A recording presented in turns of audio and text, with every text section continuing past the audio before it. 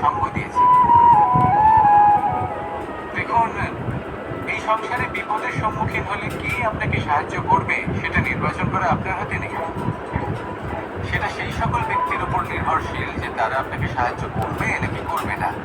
অর্থাৎ যখনই কোনো বিপদ আসে সর্বপ্রথম তার সম্মুখীন আমাদের নিজেকেই হতে হয়, আর তার জন্য প্রস্তুত থাকা প্রয়োজনীয়।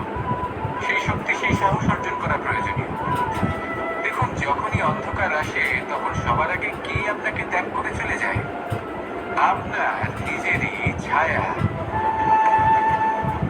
এই অন্ধকারের সম্মুখীন হতে হয় অন্তরের প্রদীপের দ্বারা, অন্তরের আত্মা দ্বারা।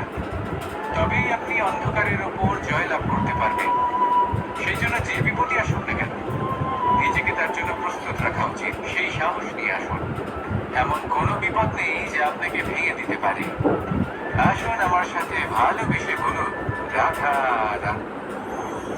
লোভ আপনার অন্তরের আরো একটা শত্রু। দেখতে গেলে এটা একটা শব্দ, একটা সংস্কৃত শব্দ। লোভ ধাতু থেকে উৎপন্ন হয়েছে। এর অর্থ কিছু লাভ করা। কিছু লাভ করা অনুচিত নয়, আরো কিছু লাভ করাও অনুচিত নয়, কিন্তু সব থেকে বেশি আমি লাভ করব। আমি আরো চাই, আরো বেশি চাই, আরো বেশি পেতে চাই। এটাই হলো লোভ। আর এই লোভ যখন গ্রাস করে তখন আপনি যা পেতে চান, সে ধনই হোক বা মানই হোক, তা অর্জন করার জন্য মানুষ যে কোনো স্তরে পৌঁছে যেতে পারে। যদি মানুষ ধন অর্জন করতে চান তাহলে তার জন্য তারা অধর্মের পথেও চলতে পারে।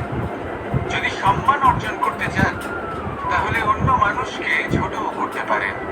শেষ পর্যন্ত আপনার এটা মনে হতে পারে যে যদি একটু অল্পই প্রাপ্ত করতাম, কিন্তু ভালোবেসে প্রাপ্ত করতাম, এই জীবন আরো অনেক বেশি সুখী হতো। লোভ আপনার জীবনে, আপনার মনে কখন যে প্রবেশ করবে সেটা আপনি জানতেও পারবেন না। তাই এটা চিনতে শিখুন আর তৎক্ষণাৎ জীবন থেকে বাইরে ফেলে দিন। যা কিছু লাভ করতে চান তা ভালোবেসে লাভ করুন, আর সেই ভালোবাসার সাথেই বলুন, রাধা রাধা। জীবনে ক্ষমা চাওয়া তাও কিছুটা সহজ, ক্ষমা করতে পারা অত্যন্ত কঠিন। ক্ষমা দুই অক্ষরের এই শব্দ হতে পারে, কিন্তু অত্যন্ত বড় এই শব্দ, অত্যন্ত গুরুত্বপূর্ণ এই শব্দ। কখনো কখনো অন্য কাউকে ক্ষমা করে দেওয়া তাও কিছুটা সহজ কাজ, কিন্তু নিজেকে ক্ষমা করতে পারা অত্যন্ত কঠিন হয়ে দাঁড়ায়। অতীতে যদি আমাদের এমন কোনো ভুল হয় যে কারণে আমরা নিজেকে ক্ষমা করতে পারি না, অনেক সময় এমন কিছু ভুল করে বসি যে বিষয় শুধু আমরাই জানি, কিন্তু আমরা নিজেকে ক্ষমাই করতে পারি না। আর আমাদের বিকাশ সেখানে স্তব্ধ হয়ে যায়।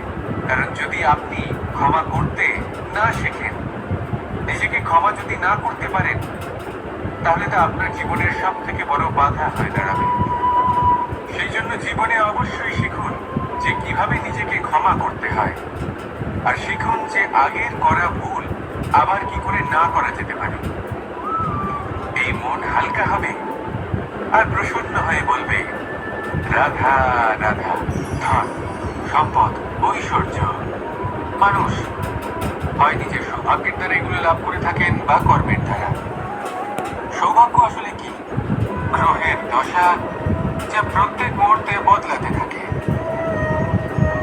কর্মের মাধ্যমে যখন আপনি ধন অর্জন করেন, তখন সেই ধন আপনার আগামী প্রজন্ম লাভ করে। সেটা হয় সে ভোগ করে বা তার জন্য তার ভোগান্তি হয়। আর এটা নির্ভর করছে আপনার কর্মের উপরে। কি কর্ম করেছেন আপনি সেই ধনকে লাভ করার জন্য?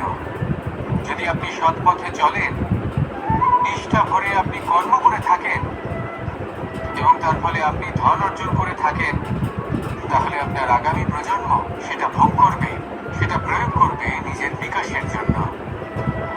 কিন্তু যদি আপনি কুকর্ম করে থাকেন, কোনো রকম ছলনা করে থাকেন এই ধন লাভ করার জন্য, তাহলে 100% আপনার আগামী প্রজন্মকে এর জন্য ভুগতেই হবে। তাহলে আপনি কি চাইবেন? যে আপনার আগামী প্রজন্ম সুখ ভোগ করবে, নাকি আপনার কুকর্মের পরিণাম ভোগ করবে? নির্বাচন আপনারই। আসুন আমার সাথে ভালোবেসে বলুন, রাধা রাধা। মানুষ সবসময় চায় যে তার জীবনে যেন কখনো কোনো সমস্যাই না আসে।